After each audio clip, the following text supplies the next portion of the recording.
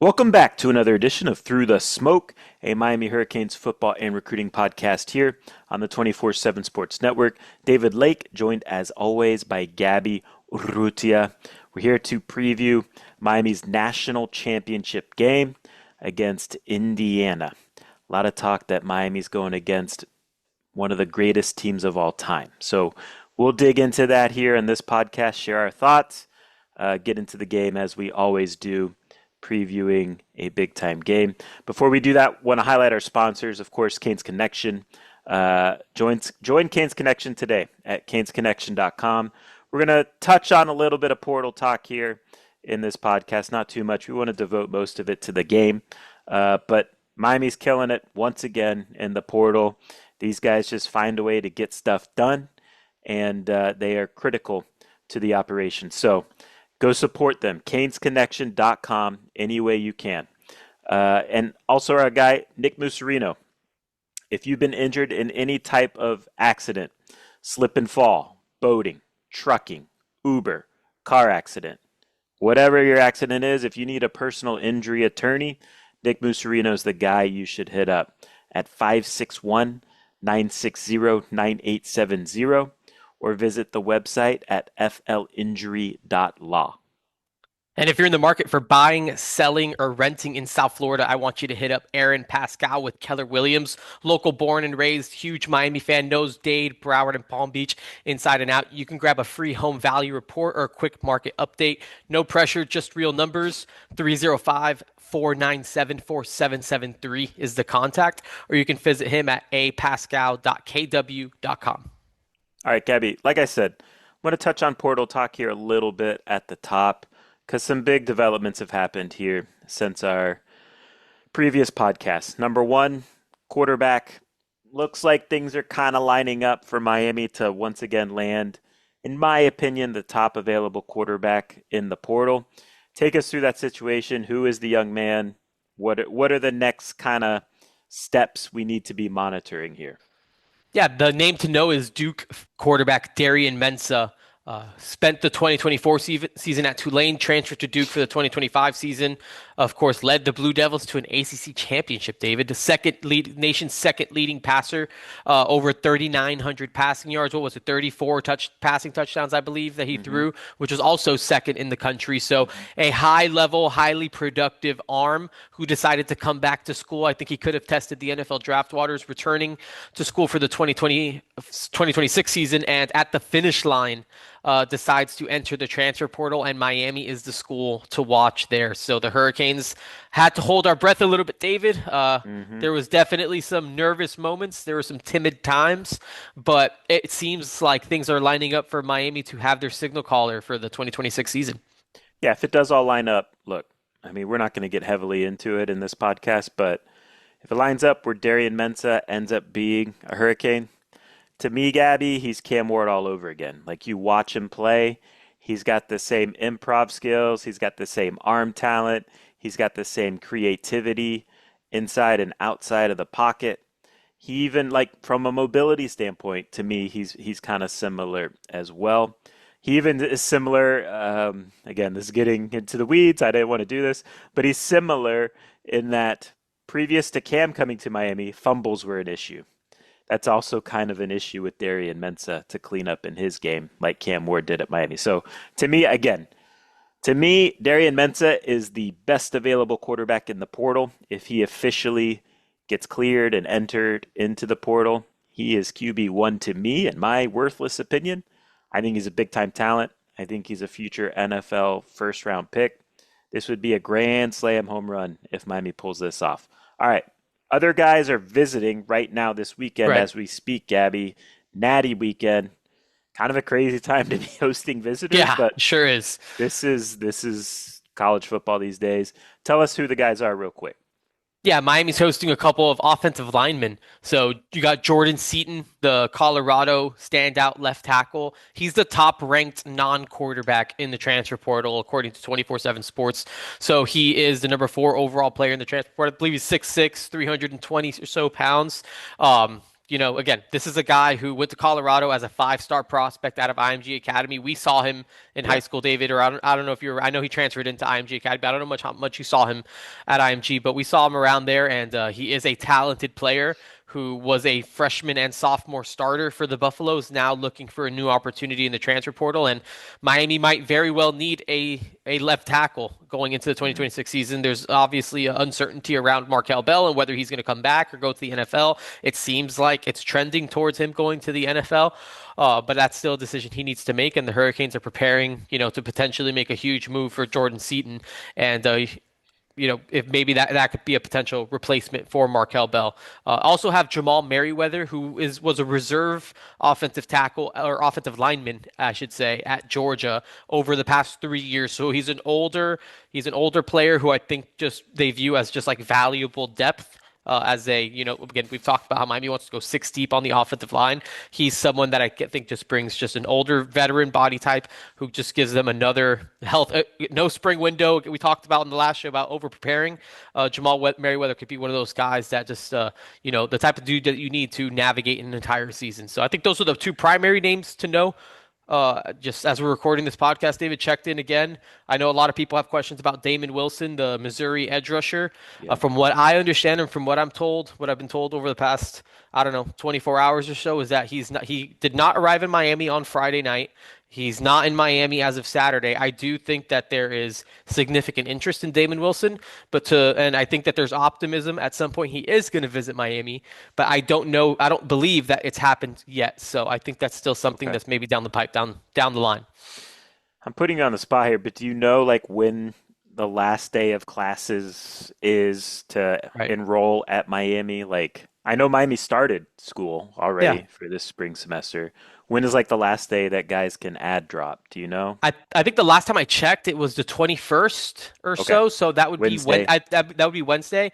And Okay. look, I think that that's of course an important date, but I think if it kind of pushed beyond that, Couple days. Yeah. yeah, right. I Maybe think this that week is the day I is Friday. I would say yes. I think by Friday, I think that's kind of like the money. That's my kind of deadline, not based on anything I know, but just because I know that in the past it didn't seem to be like a total roadblock. That Wednesday was like a firm, hard, non-negotiable deadline. So I Right. think by Friday, I think it's fair to say if these guys are in by then, Right. it's in the clear.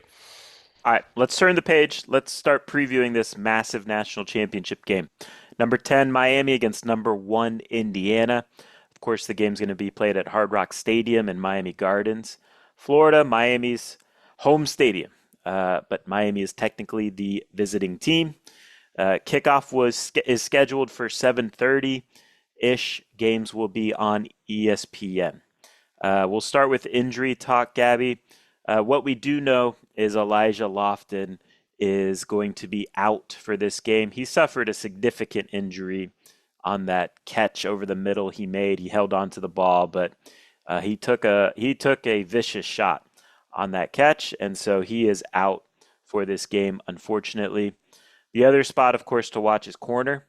Not only is Xavier Lucas out for the first half due to the weak targeting call in the second half of the Ole Miss game, so he's out for the first half. OJ Frederic and Damari Brown, I think, are both worth monitoring. This is just me talking, Gabby. Like I do know Damari was technically like listed as questionable on the official injury report, and I think OJ Frederic wasn't even on it, if I remember right. Um, I would kind of view both guys as like 50-50. The way I see it, Gabby, like to me, you're just trying to get to the second half. You're asking both those guys, can you both give us 5 to 10 snaps in the first half to try and get us to the second half where we can just play Xavier Lucas the rest of the second half? That's my personal take on what Miami's trying to manage there. Going into the Fiesta Bowl, I was told like OJ Frederic's probably not a go. He ended up being a go, and he played only 5 snaps. So is this kind of like a similar-ish situation? I don't know. And I do think like Damari is genuinely like 50-50. We'll see how it looks. Do you think that's fair? Like your understanding on these guys, what do you think? I think that's a fair way to categorize both of them. I think just when it's that lower, that foot or ankle stuff, whatever it is with those guys, it's always tough. And Yeah, so I think just trying to see how it feels before a game. And look, this is kind of a gotta have it type of situation. And look, to your point, I think whatever you can get from those guys is a plus because yeah, unfortunately the rules are the rules right now. And as much as we don't like the targeting and the consequences of that in the second half of that Fiesta Bowl, the reality is that you need to, like you're saying, David, get to the second half where Xavier Lucas is back in the game. So it's going to be interesting, man. I'm yeah. curious to see how much those guys do actually go.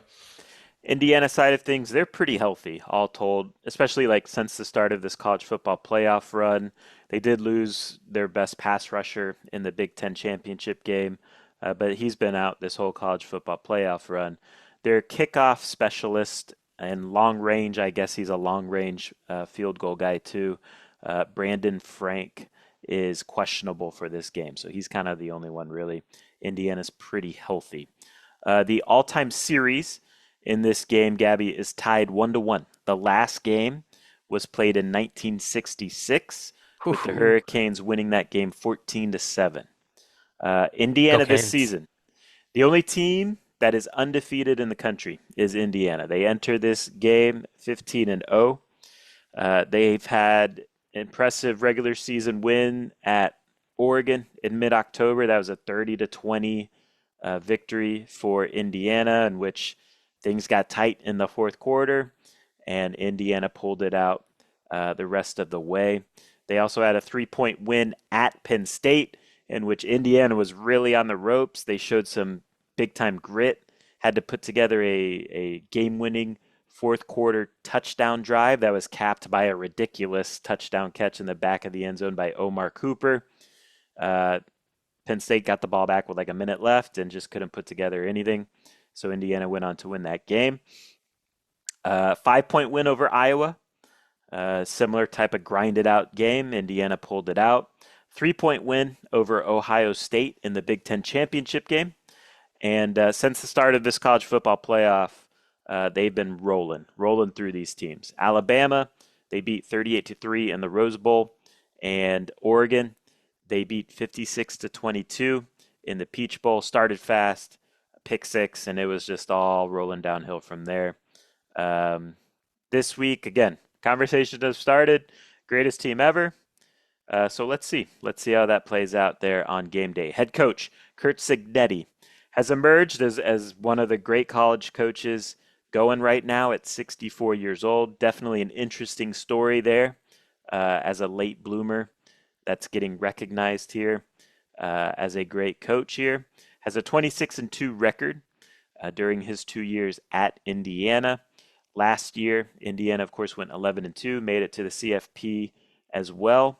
And really, they just built on the success of last year's team. And this year's team is definitely a different animal than last year's Indiana team. He was previously at James Madison, and while he was there, they made the jump from FCS to FBS. They played for an FCS national championship in 2019. They did not win it. They lost, I believe, if I remember right, to North Dakota State by like 7 or 8 points. Um, was previously the head coach at Elon before JMU, and then he was also at Indiana University of Pennsylvania. As a head coach, he's amassed a 145-37 total record. Just a guy that knows how to win. And, his background is a receivers coach. He was a receivers coach under Nick Saban. He was also a quarterbacks coach at NC State and a quarterbacks coach at Pittsburgh and Temple. He was a quarterback for West Virginia, I believe, in the 1970s. The son of Frank Cignetti, who was the head coach at West Virginia, but is best known for being the head coach at Indiana University at Pennsylvania for 20 years. And he's also just respected as a big-time evaluator, recruiter. At NC State, he did coach Phillip Rivers. He recruited Russell Wilson to NC State.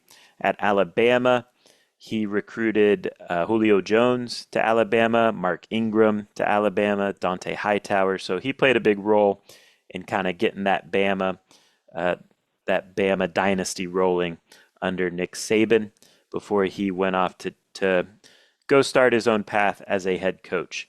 His offensive coordinator is Mike Shanahan, been with Signetti since 2016 at IUP, then followed him to Elon, then went to James Madison, and now Indiana.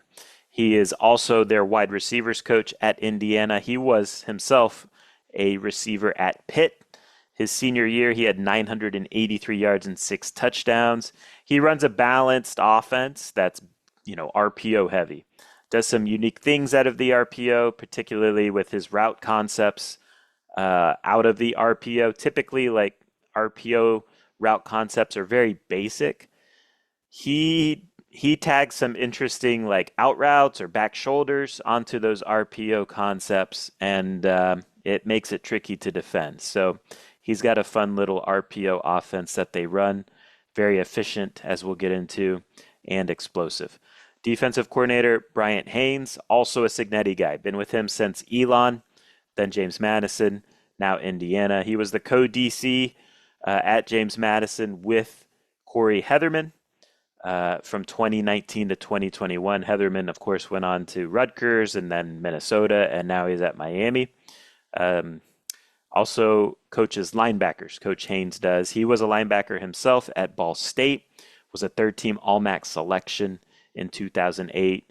Runs an interesting defense as well, like runs an interesting conceptual side of the ball as well. A lot of stunts and twists and slants up front. A lot of changing the picture on you pre-snap to post-snap with zone coverages on the back seven. Zone heavy coverage defense always has eyes on the quarterback, and it's why they're so successful at picking off passes. From a statistical profile standpoint, Gabby, Indiana is elite. This is why the talk of greatest team of all time is happening, because statistically they have a case going into this game. 42.6 points per game. That's second in the country. 461 yards per game. That's 11th. Number one pass efficiency team in the country. They also run the ball for 218 yards per game. That's 12th. 6.6 yards per play. That is 7th best. 4 tackles for loss allowed per game. That's 15th. 1.4 sacks per game allowed. That's 34th. 33-minute time of possession. That's 6th best. So they're explosive, efficient, and they possess the ball because they always get first downs. They're the best third down team in the country at 58.2% conversion rate.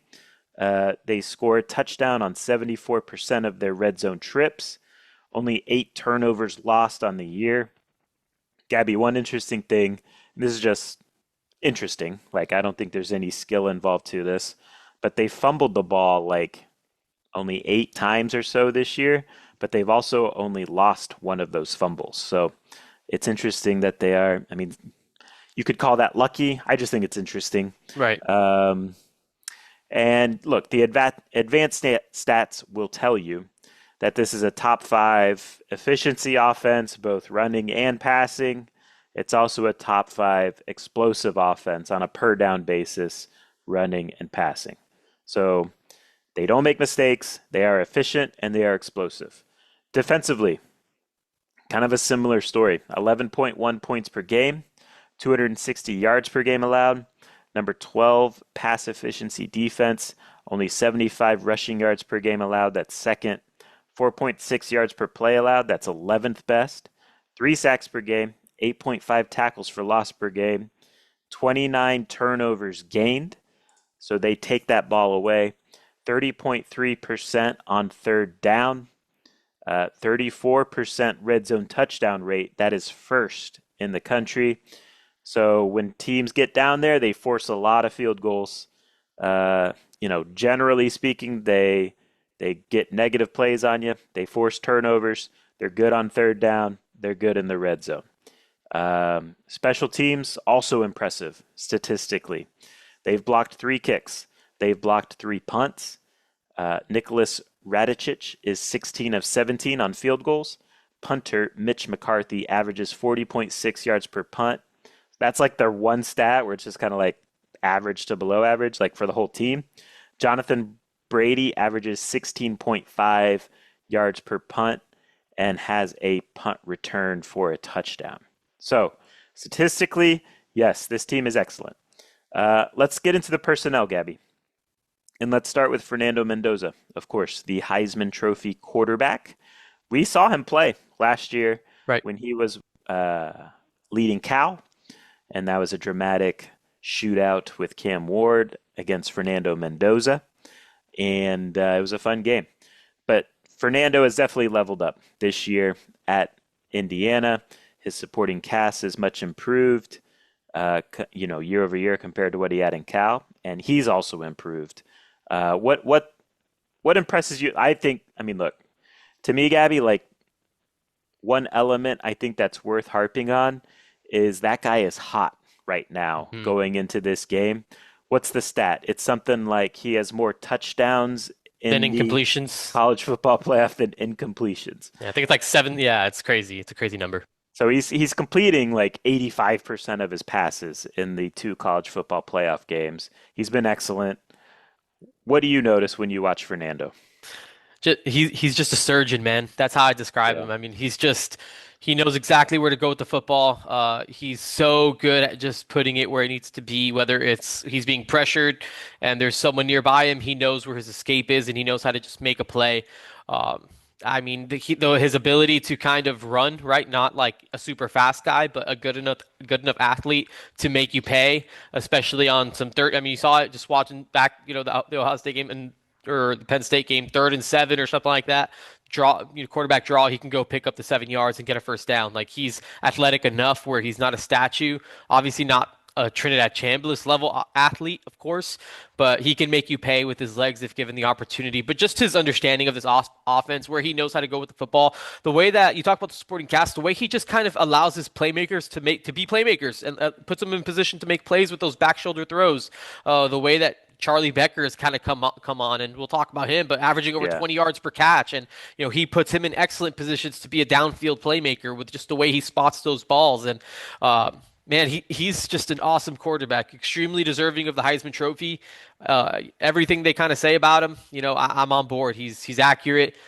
He's tough, man. He's tough, and that's one thing that stands out about him. It stood out in that Cal game last year, and I think you just kind of continue to see it. He just keeps coming back. In that Ohio State game, he takes a huge hit right out of the gate, and he comes out of the game for a play. He gets right back in there, and he leads that team to a win. Regardless of what you want to say about that game and how it played out, he led them to a win against Ohio State. And he's tough. He's deadly accurate, and he'll make you pay downfield. I don't mean this as like a slight to Fernando at all. And if your answer is still Fernando, that's fine. But like, which quarterback scared you more going into the game? Trinidad Chambliss or Fernando? I think Trinidad scared me more just because of everything that he can kind of do off schedule. I think Fernando's just really good at doing what we know that he can kind of do. And I think I'm more confident in the way Miami can kind of counter the Fernando than to Trinidad, where it's just kind of like the run around backyard ball stuff. I think that's tougher. And I think we saw that play out with the stats that Miami's defensive line ended up having in that game. So Trinidad scares me a little more as an individual player, but this Indiana offense also, Yeah, this more thing is, scary. like you said, yeah, this Indiana offense is scarier.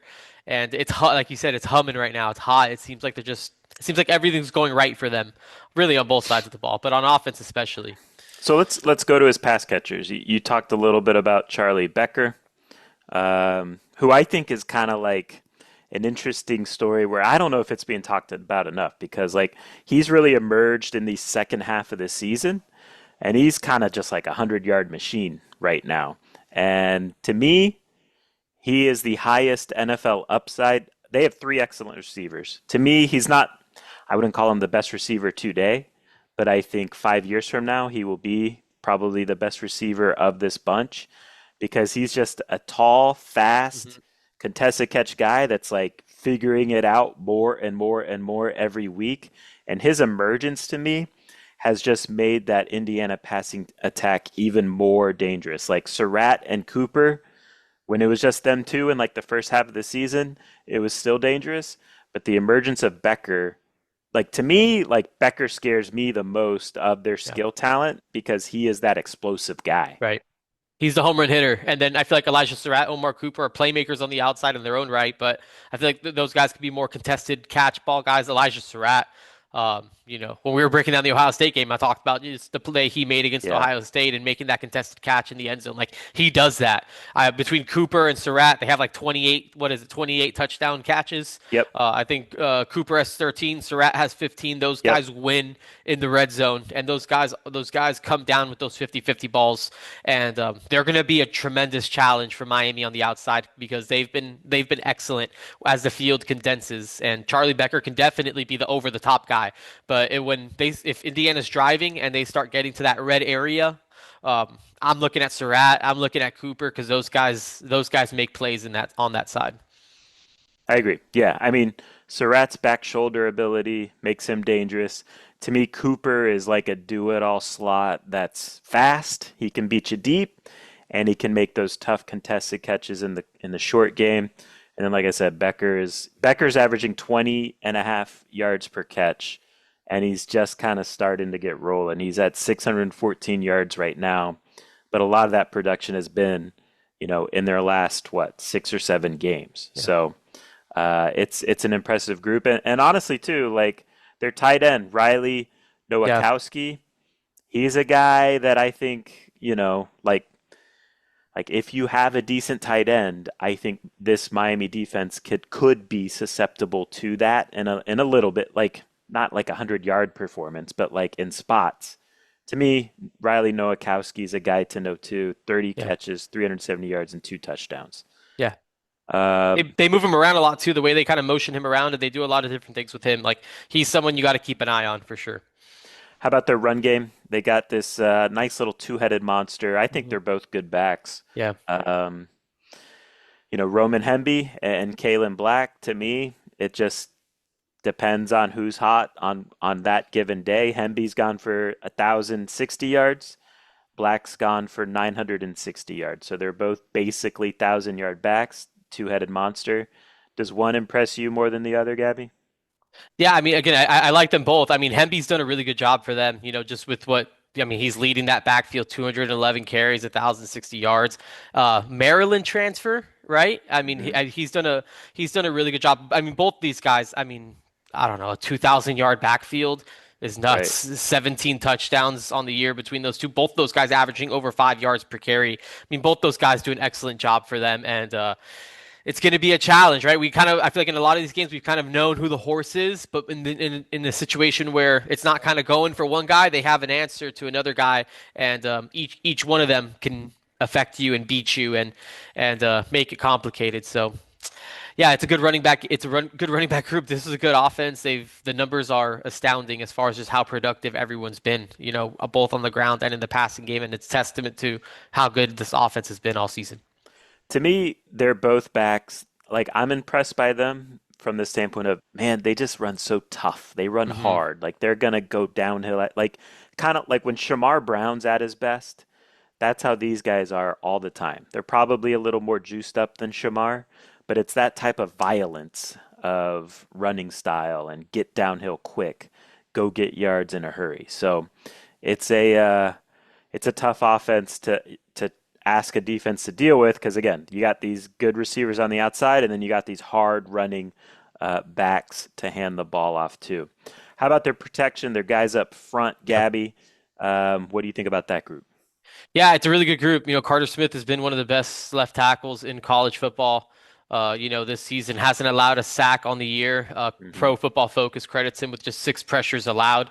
I think that the left side of that line, just in general, is definitely strong, and they got a really good center in Pat Coogan, who's another one who hasn't allowed a sack. But the right side of the offensive line, David, I think is a place where Miami can kind of impact Hmm. Fernando Mendoza, and I think that's a place where there's honestly a pretty significant advantage between Khalil Benson and Bray Lynch. I think Miami has a chance to be really disruptive on that side of the line, just with Ruben Bain and Akeem Messidor and the way that they move those guys around.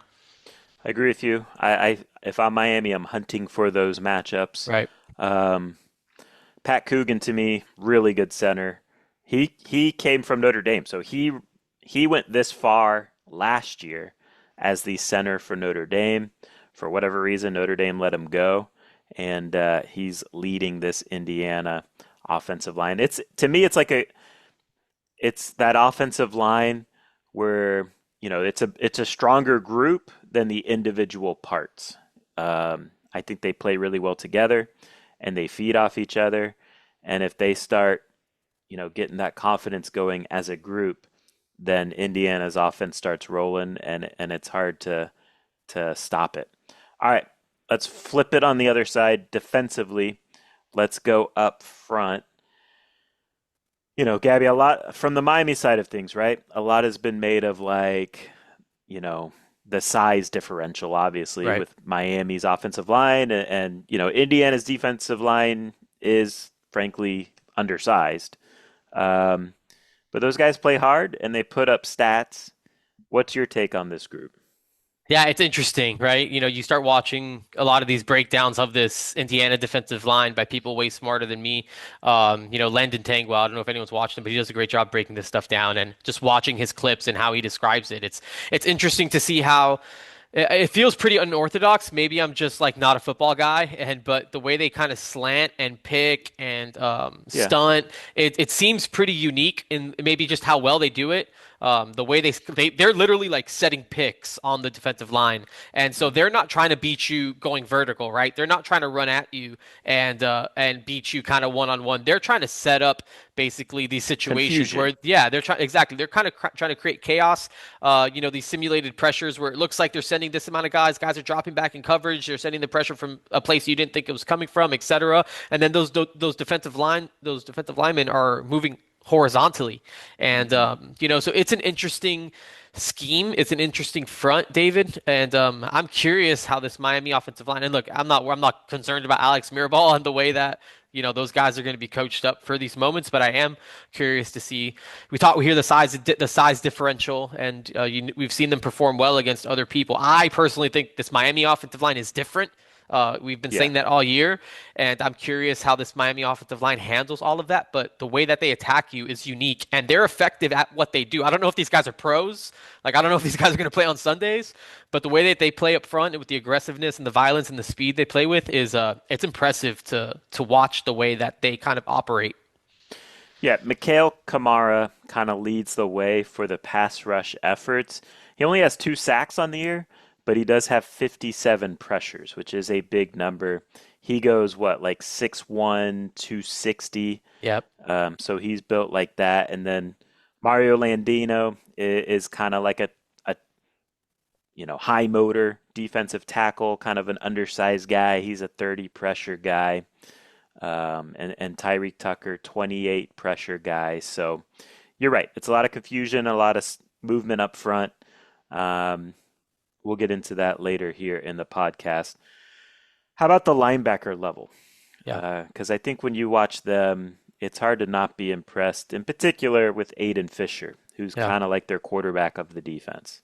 Yeah, how impressive is it's like first play of the game in that Oregon game, and he's calling out the plays. It's impressive just how smart he is, and again, you just see how well coached this team is by the way that their linebackers play, and with all that movement that defensive front does, the linebackers kind of feast on that. Like the linebackers capitalize on those gaps and those holes that open up, and they kind of attack downhill. They do a really good job. Aiden Fisher is awesome. All those guys just do an excellent job of just handling their business and just playing really good football. Isaiah Jones, all of them. It's a really impressive group.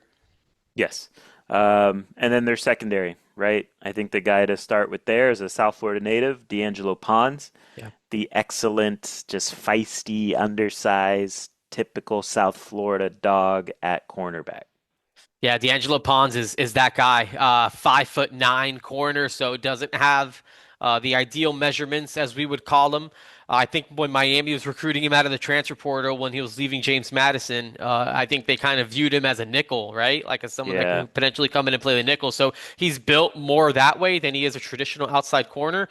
But he's just an awesome football player. Just a guy who flew under the radar down here in South Florida, played at Chaminade Madonna on the same teams as JoJo Trader and Jeremiah Smith and those guys. And ultimately, I think it was like FAU or Madison for him. Of course, he makes a great decision by going to James Madison and has emerged as one of the best outside corners in college football and has been a huge reason why, they're in this situation that they're in. And I think what's really impressive about D'Angelo Pons, David, he has a 3.3 missed tackle rate for a guy that's Hmm. 5'9". Like he's feisty, he's sharp, Yep. he's good, he's just an all-around baller. He's also not allowed a touchdown when being targeted this year. So 5'9" guy, not missing tackles, not allowing touchdowns, like that tells you the compete level of a player like that. To me, Gabby, another guy that when I watch Indiana in their secondary that stands out, Amari Farrell. And I don't know, I don't know why he looks so familiar to me, but I must have seen him at a bunch of like Florida camps back when he was in high school. He is from Lake City, but Mm. he plays at a high level on the back end to me. Competitive, Oh, he does look familiar. 47 tackles on the year, 4 picks on the year. So, and then Lewis Moore, 6 picks on the year for Indiana. So it's a group that, will attack the ball. And again, Indiana's defense thrives off chaos, and that's something that Miami's got to try and navigate. Anything else to add there on Indiana's back end or in general? I just think in general, just the back end of that defense is so experienced, and they're just so. I mean, they've been playing such good ball. Like we talk about the front seven, and those guys are great, but that the back end of that defense deserves a lot of love and a lot of credit too. Jamari Sharp, the corner outside of D'Angelo Pons, Miami Northwestern. I Yep. remember watched him play at Traz Powell multiple times. So, man, it's honestly just looking at this team is just it's amazing that like the type of again the talent that they've taken out of high school and how it's just developed into like legit high level play. So, I mean, credit to those guys for all the development going on over there. Good identification and good development. All right, so let's take a break, and then on the other side, we'll get into some talking points that interest us from a Miami standpoint going into this game. All right, we are back. Gabby, I'll give you the floor first. Where do you want to take this? What are some interesting things you're monitoring as it relates to this game from a Miami standpoint? Dude, I think one of the biggest things I want to see is I just want to see Miami play a clean brand of football. I think when this Miami team plays in situations where they're not hurting themselves, they're just really, really difficult to beat, right? And I think in the Ole Miss game, it definitely wasn't the cleanest game that Miami won, and we saw them overcome that. I have a hard time if Miami played the way they played against Ole Miss. Like I don't know if that's going to be enough to beat Indiana. So I think it's just especially when you're in plus territory, when you're past the 50-yard line and you're driving on Indiana, I think one leaning on what you're doing best, right? I think early in the game we saw Miami kind of get cute with the Malley Cat, which hasn't really worked in this college football playoff run. Instead of just kind of going with what was working, which was just that vertical north-south running game.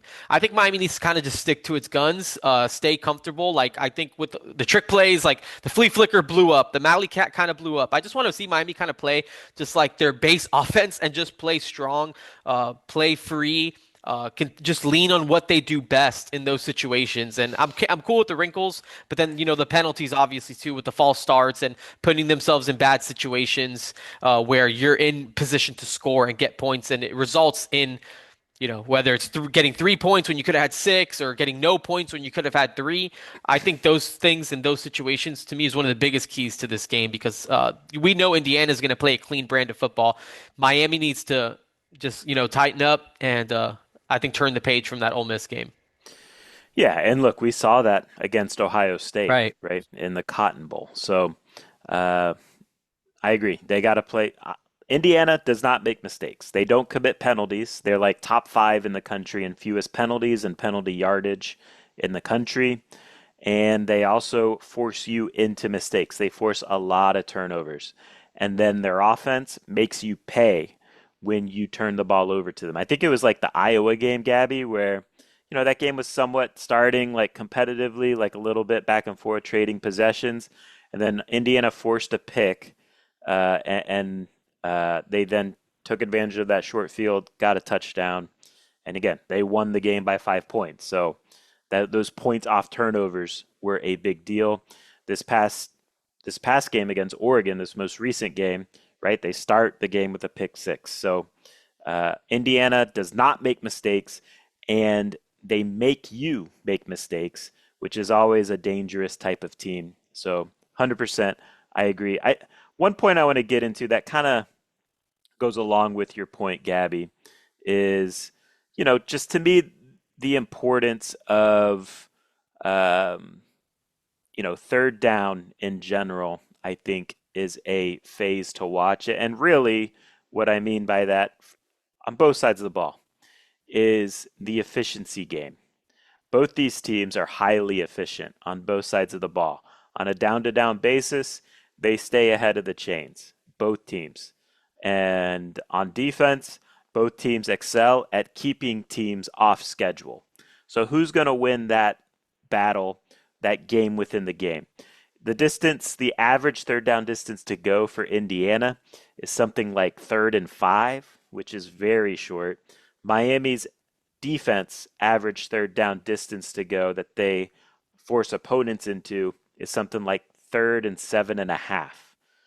So look, those 2.5 yards don't sound like a huge difference, but it is. And if Miami can make it where they're kind of shifting things in the 3rd and 7.5, there's more of those rather than 3rd and 5s, 3rd and 4s, then I think the balance of this game starts tipping to Miami in Miami's favor. Because look, you can't be in third and short against this Indiana team. They're going to eat you alive. And honestly, like on those short yardage situations, they'll go for some explosives on you and they'll make you pay in that regard.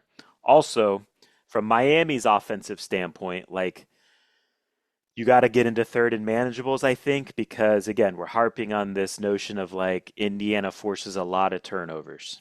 And if you're in a bunch of third and longs and you're throwing it into the teeth of this Indiana defense, that's exactly what they want. Miami has faced some teams that pick off passes and has had mixed results, right? Like Notre Dame, top five team in the country in picking off passes. Miami won that game.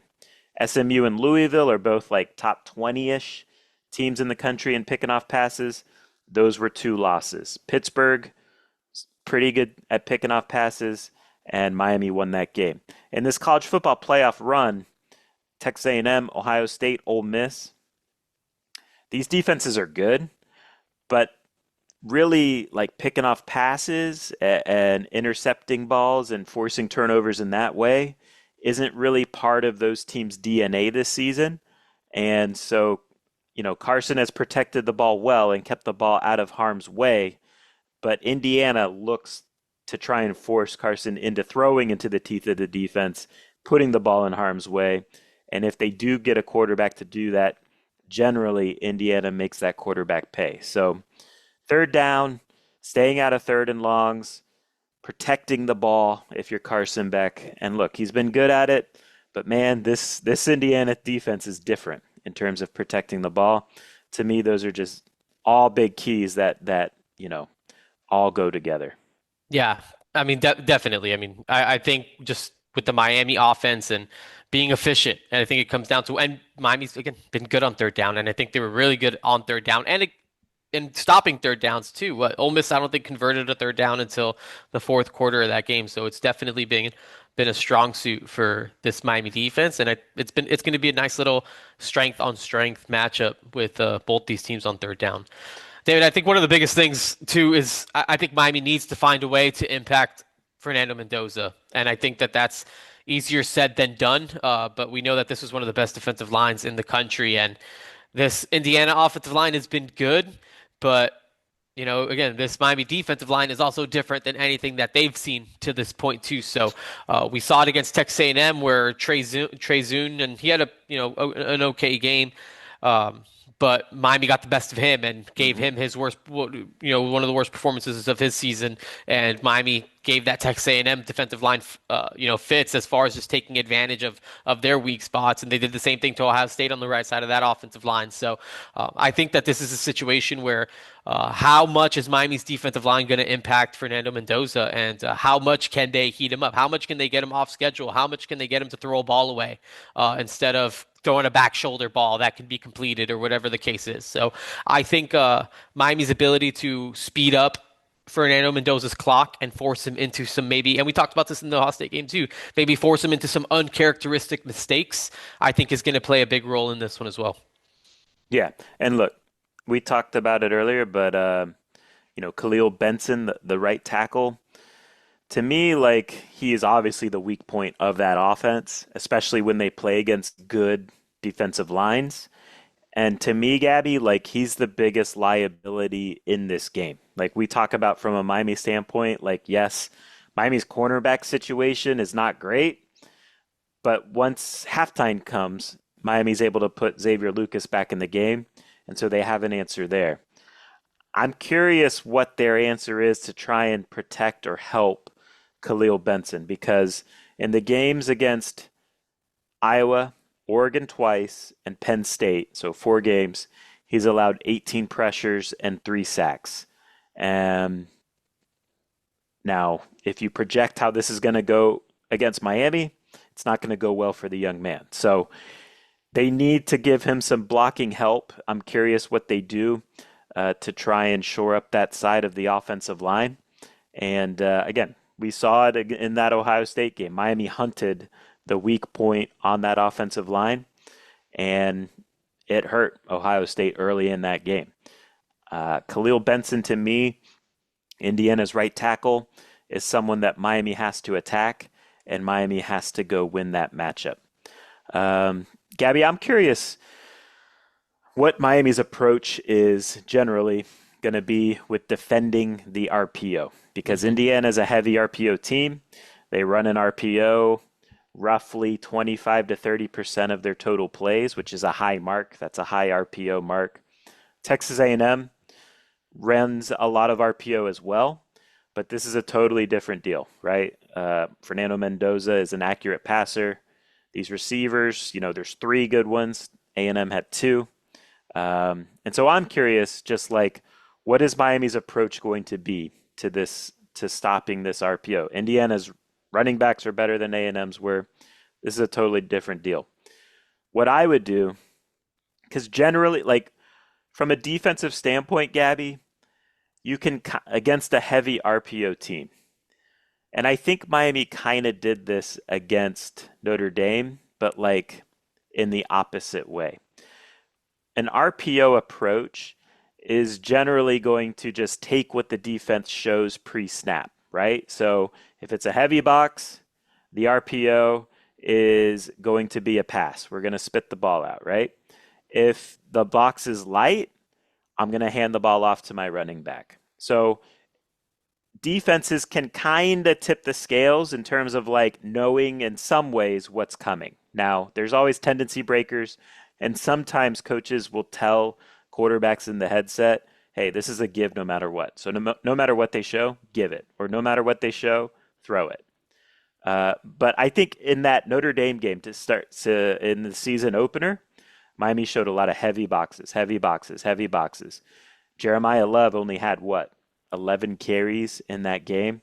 I think a lot of that was because of the heavy box looks that Miami showed in that game. To me, Gabby, I'm more scared of Indiana's passing game than I am of Indiana's rushing game. I understand generally, like the cliche, and it's a lot of truth to it, is in college football, you have to stop the run first. I don't want, especially in the first half, right? Especially in the first half, I don't want Indiana's explosiveness through the air to show up at all. And so I would present light boxes in the first half, have Indiana methodically move the ball, say, Motori, you got to play with your hair on fire to go find that running back and tackle that running back as best as you can with a light box. Defensive tackles, you got to get off blocks and go, create havoc in the backfield. To me, that's what I would do, especially in the first half of this game. I'm curious what Miami does as it relates to defending this RPO that Indiana runs. Yeah, I mean, great points there. I mean, it's going to be interesting to see how they again. This Indiana, the thing is, this Indiana offense can just beat you in so many different ways. So, I do think it's about getting to the second half and getting Xavier Lucas back in. But I mean, I think it's going to be, I think interesting enough too, David. Like just the Corey Heatherman factor into this, just like how much of a factor do you think that plays into just like understanding? Because I think he worked with both of these guys, right? With I think it Shanahan goes and both ways. yeah, it definitely goes both ways. But Like I also think Signetti knows him too, you right. know? But I think it's going to be interesting. Just like It is.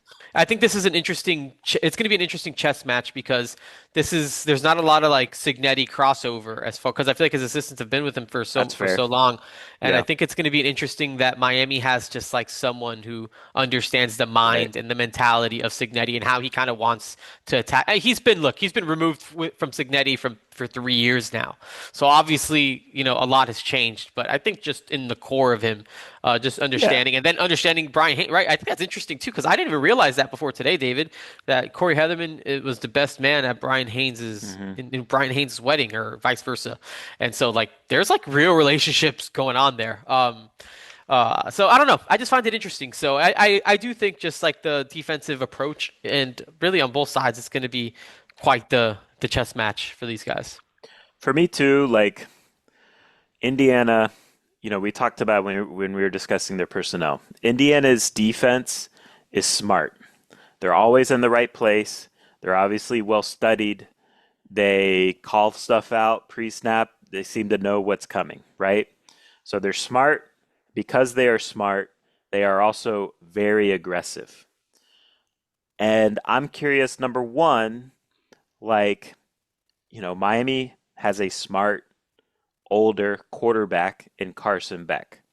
I'm curious if there's cat and mouse games at the line of scrimmage between Carson Beck and Aiden Fisher, Indiana's excellent linebacker that calls out all this stuff for them. I also wonder, from the aggressiveness standpoint, can Miami use that aggressiveness that Indiana plays with on defense against them? Double moves on the outside, for the wide receivers, right? We know Indiana is hunting for interceptions, and they love to get those pick sixes, and they're good at it. Can you use that to your advantage? Misdirection plays. Can you use that to your advantage? These are some things I'm wondering, just knowing how Indiana approaches things on defense. Just make them think a little bit more than they're used to thinking in a lot of these games this year. The other thing, Gabby, I want to touch on, and maybe you can talk me through this.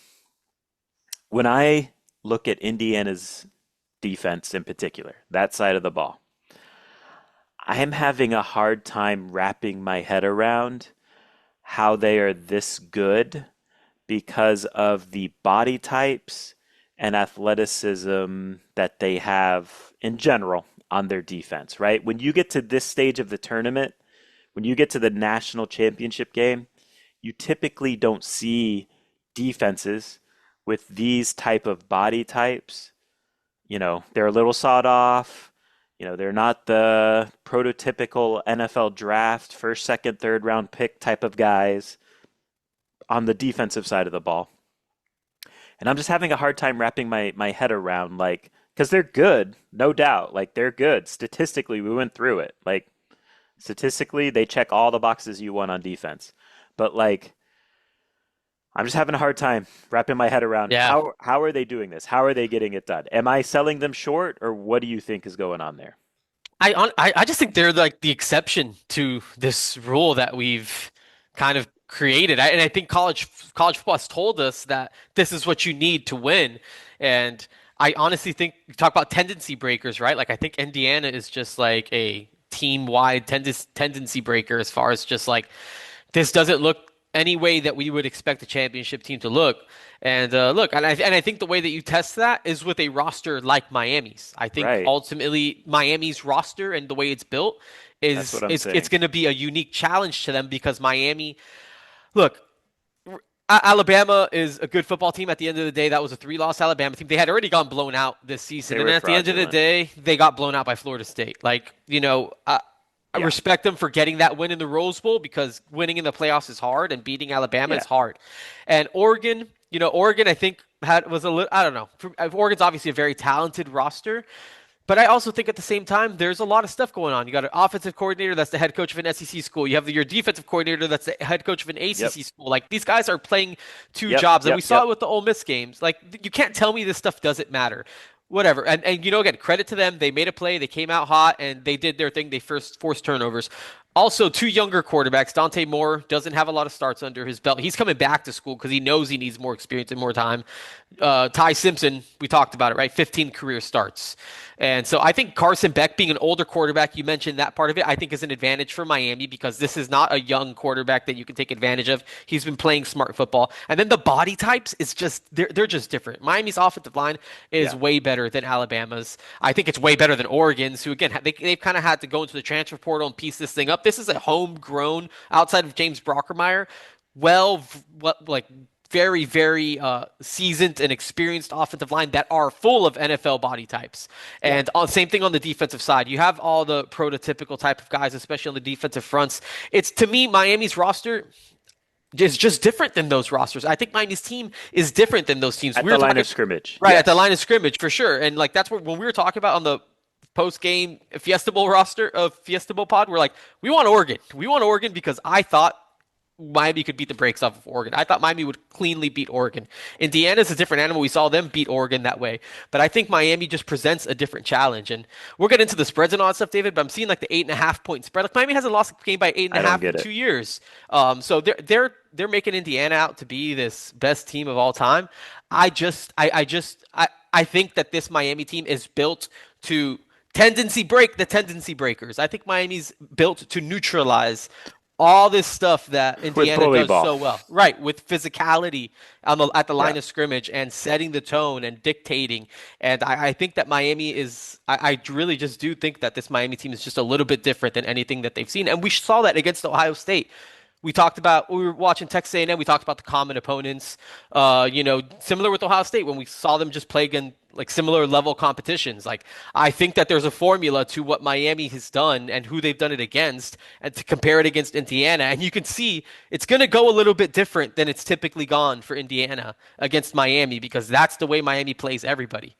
Yeah. Yeah. I mean, look, we talk about Miami's offensive line, right? How are they going to handle Indiana's stunts and twists up front? Number one, like Ole Miss runs a lot of stunts and twists.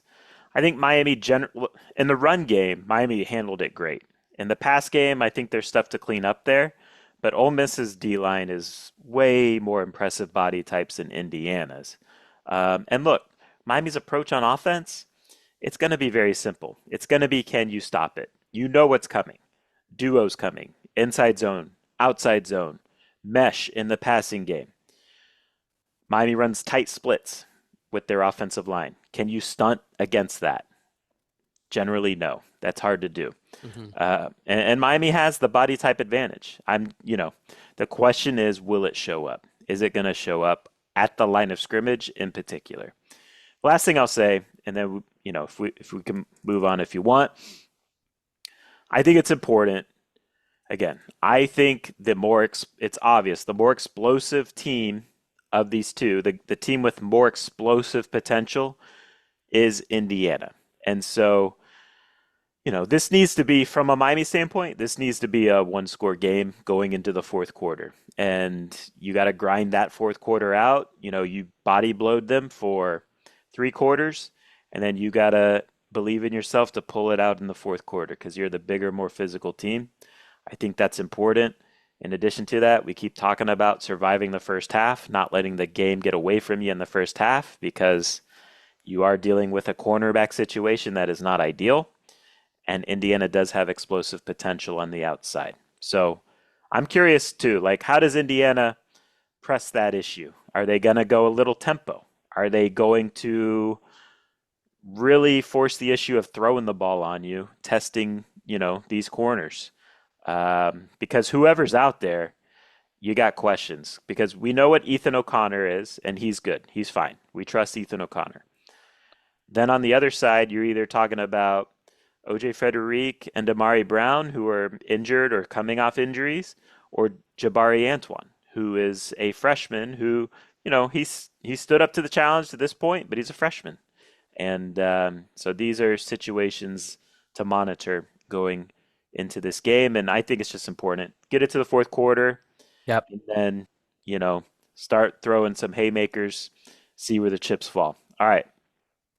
Matchup we like the most. I bet we're going to be the same here. Go ahead. I like Miami. I like the line of scrimmage in general, but Miami's D line Yeah. against that Indiana offensive line, I think they're going to give them fits. Yeah. Khalil Benson in particular, Yeah. that right side. I agree. Matchup to keep an eye on. It's that to me. It's that explosive pass plays, those explosive pass plays on the outside. Just the pass. I mean, just really the vertical passing game with whether it's those back shoulders or those contested catches.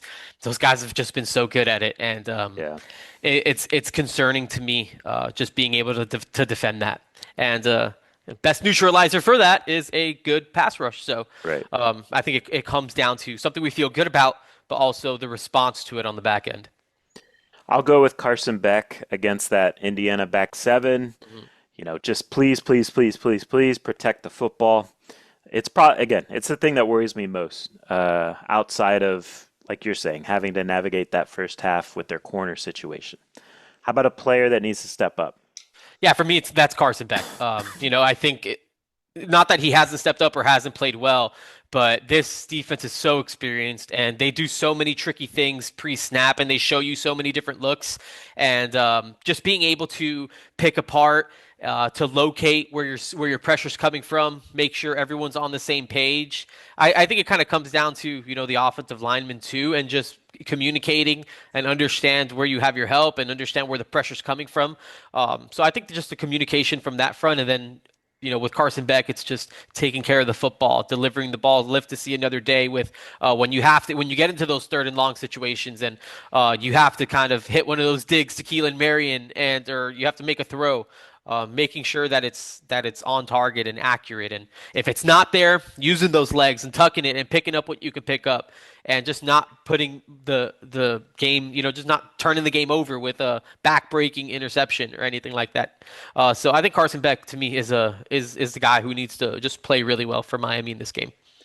I'm gonna go Motori, and I'm gonna go Motori because I think it's important that he, for the most part, is like a one-man wrecking crew against that running game that Indiana has. Like, we're not going to give you much help because we need to devote numbers to the pass game. But Motori, you got to go get it done. You got to go stop the run. How about a potential player of the game?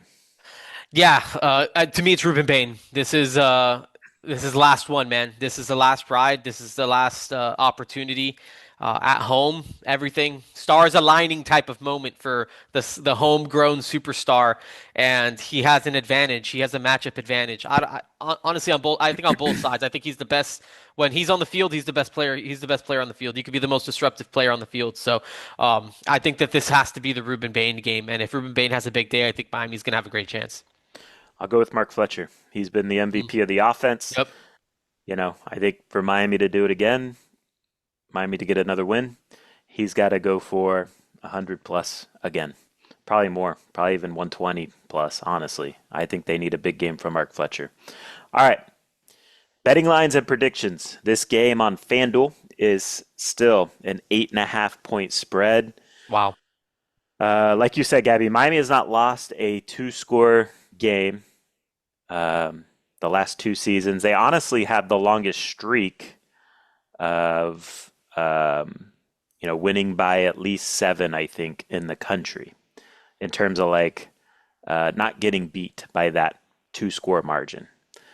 When they beat Ohio State had the longest streak. I think Miami beat them by 10, and so that streak ended for Ohio State, or that stat ended for Ohio State, and now Miami has the stat. So they're a hard team to beat because they are a line of scrimmage team. And I don't know, I mean, we're going to make our predictions. I would have a hard time seeing this being a two-score game. Maybe I'm crazy. That's the way I see it. Over under for this game, 47.5. So predicting a low-scoring game, which I think is fair. Gabby, I'll give you the floor first for the prediction. I mean, I'm going with the Canes, man. I don't really have much to say. I think that this team is built to win. I think that this is, they call Indiana the team of destiny, but Miami playing a national championship at Hard Rock Stadium, I mean, that sounds like destiny to me. I just think that this is one of those situations where everyone's riding Indiana, everyone's talking about this is, potentially the greatest team of all time. I think that this is just gasoline on the fire for Miami. They don't need much to fire them up, but I feel like this team plays with such an underdog mentality. They play with such a chip on their shoulder. There's a ton of alphas on this team that are taking, I'm sure, are taking this stuff and pocketing it and using it as motivation to go get it. And this team is super talented. This team is built to win these types of games. They've won these types of games. No one's had a harder path in this college football playoff than the Miami Hurricanes. Going to Hmm. College Station and winning in a tornado in front of 100 plus thousand people, beating the defending national champs by with a similar spread, and then going to the Fiesta Bowl and playing a red hot offense in Ole Miss that had just knocked off Georgia. I think Miami's battle tested. I think that they're prepared. I think that they're too good at the line of scrimmage. And I just think Miami's just going to be too much for this Indiana team, which is a fantastic football team, super well coached. But I just think it's just going to be too much Canes. I'm going with Miami 24, Indiana 20. And the Hurricanes are hoisting the trophy and bringing it short drive back to Coral Gables with some hardware for the Canes. I'm with you in terms of like Miami's battle tested and the way they've gone through this college football playoff. Like, it's impressive, man. And I think that matters. Like, each round's confidence building. And to me, like, Indiana hasn't seen a team like Miami since the Ohio State game. And look, Indiana won that game. Credit to them. But to me, like, we watched that game in preparation for the Ohio State game. I think Ohio State was a Ohio better State was the team. better team. Ohio State was definitely the better team. They, had breakdowns in the red zone, and that's why Indiana went on to win that game. Now, Indiana's good. Indiana can beat Miami. I just think the history of the sport tells you when you get to this stage, when you get to the championship game, the team with the bigger, physically dominant line of scrimmage generally wins. You look at the NFL level, right? At Super Bowls, when the Patriots would lose to the Giants, right? Why would they lose to the Giants? Because the Giants had a tremendous pass rush that would frustrate Tom Brady. When Tom Brady was on the Bucks, Hmm. when they beat the Chiefs in the Super Bowl, Patrick Mahomes was running for his life the Yeah. whole game, right? He couldn't get in a rhythm. I think Miami's defensive line is going to wreck Indiana's offensive rhythm. And I one interesting stat, Gabby, is according to PFF grades, right? Every team Miami plays this year has their worst or second worst pass blocking grade of the season in a game against the Hurricanes. And it's like 11 of the 14 FBS teams, it's the worst grade. And it's the worst grade by a significant margin. I would expect that to be the case against Indiana, and I think that's the reason why Miami wins. My score is very similar to yours. I'm going Miami 23, Indiana 20, Let's go. number six. So Number 6. we'll see if it turns out this way. We're excited, man. We just finished media day, so that was a fun experience. Yep. Tomorrow we have the head coach press conference, which is always just an awkward, somewhat entertaining Right. sideshow for what it is. You put the two coaches next to each other on the podium and just see what type of awkward faces they make. Um, but it'll be Don't fun. gi- don't give Kurt Signetti or Mario Cristobal a fruit basket. Yeah. Yeah. Um, so we'll get out of here on that note. It's a fun time, man. Enjoy this time, Miami Hurricanes fans. Yes. It's been so long since Miami's been in this situation, and I'm trying to soak it all in. I did not see this coming, and I'm now trying to enjoy it and appreciate it. It's awesome. I think it's the start of what's to come for this program, with Mario Cristobal getting this thing rolling downhill. But this one needs to be appreciated, and it's going to be fun Monday night. So check out the website. We're still going to be churning stuff out now through game time, InsideTheU.com. Appreciate everyone for listening. Go support our sponsors. And until next time, take care.